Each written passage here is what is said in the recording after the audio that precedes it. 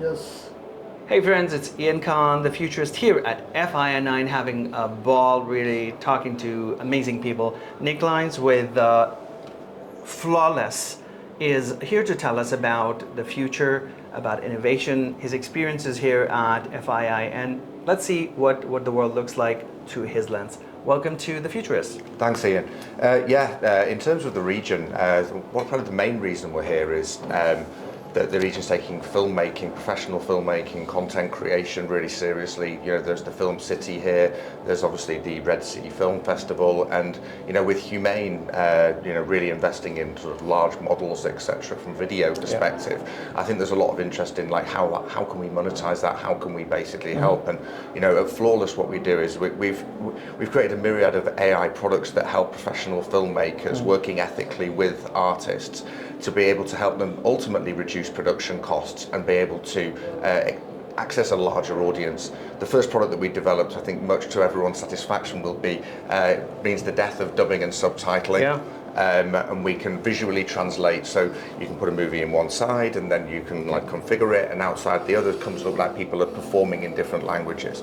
So thus reducing that sort of barrier for people who are not particularly interested in watching content with dubbing and subtitling. Yeah. I think the vision and the thing that I think the region is very, very interested in is the fact that this allows for like true cultural storytelling to be shared. One thing that seems to be universally human is storytelling. The thing is, we only watch our own stories because we only sort of really want to watch it in the same language, because like I say, dubbing, subtitling is kind of a barrier and a bit of a bump.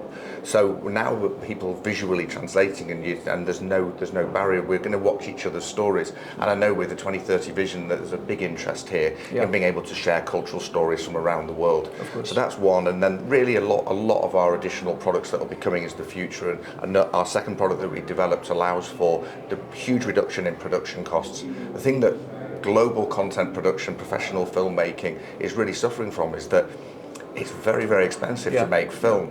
And so as a consequence, like not a lot of creative risk is getting taken, so that's reducing the quality generally that is available. There's lots of great ideas out there. So what we want to do is basically help film industry and professional content creators to reduce the price, the cost of production, and consequently, like hopefully inject more creative risk and more excitement and more interesting content to be coming along. And at the end of the day, it's the biggest problem the industry is facing is production costs. Of course. And we believe within 3 years we can probably reduce 75% off the current production cost. That's a lot. Our product suite alone is anticipated to bring 50% reduction in production costs within the sort of 2 to 3 year horizon. And there's a lot of other people working on great products as well. So I think we're going to see somewhat of a renaissance in the film industry. When you look at the larger film productions, the multi-million-dollar productions, I mean, there's a huge cost that goes into it.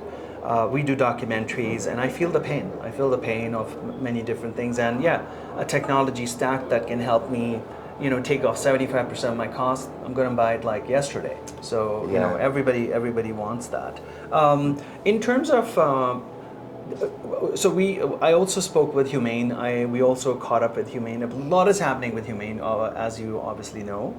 And their LLM model, Alam, which is purely Arabic, full Arabic, with all nuances of, if you generate any image or any video, ultimately, it will show you a Saudi person at a Saudi location in a Saudi dress, rather than a random Middle Eastern person in a random Middle Eastern. So it's very relevant to the region. I think that could be a really great integration for you when it comes to specificity for a filmmaker who's trying to make a film in Saudi versus trying to make it in Dubai versus trying to make it in Riyadh, because everybody speaks a different language.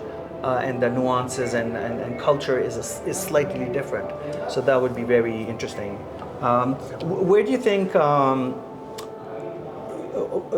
what is coming first? Like, what is the quick low-hanging fruit that filmmakers can get now or in the next few years, couple of years? We are already on some of the largest streaming platforms. Can't mention who, but we're on those streaming platforms, and people are watching content that they think was filmed in the language in their Is that language. right? That is currently happening. Okay, so, Right. oh wow, But that's actually, the incredible. reality was that this content was filmed in a different country in a different language. So what that's very interesting. enabling is enabling filmmakers to be able to tell their story, the message that they want to convey to global audiences for the first time. That's beautiful. Producers, there is a financial benefit that you can sweat that asset in more than one language territory. And artists, we're working very closely with all the guilds and the unions around the world, and we have been doing for the last 6 years. And actually, when things are done sensitively and with the right consents and the right compensation, also what actors are finding is that they're really excited to be able to have a global audience for their performance as well. So this is already happening, but what we're going to start to see is a real sort of acceleration of that in 2026 and into 2027. Excellent. Is your product available right now for an average filmmaker or a content creator or not? I would say it's definitely, as a business, we've been focusing our efforts towards the larger content producers, but it's also available to everybody.